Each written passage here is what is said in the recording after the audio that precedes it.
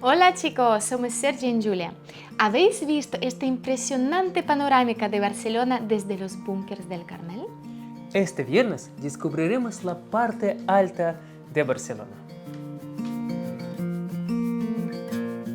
Los búnkers del Carmel son una antigua batería antiaérea que fue fundamental en el sistema defensivo de Barcelona durante la Guerra Civil Española.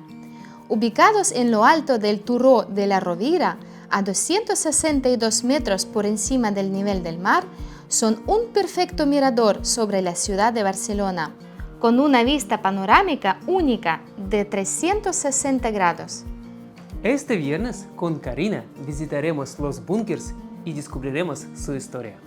Y no olvidéis traer agua y un buen calzado, porque para ver las hermosas vistas tenemos que caminar un poco. Entonces, los detalles de la clase de inmersión. Hora de reunión a las 10:30 para todos los niveles. Punto de encuentro, Escuela de la calle Aviñó. Las plazas son limitadas, así que apuntaos lo antes posible.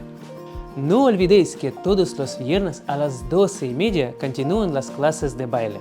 Cada semana un baile diferente. Las plazas siempre son limitadas.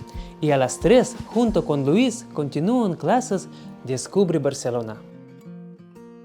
Descubriremos los barrios de Barcelona Junto con BCN LIP.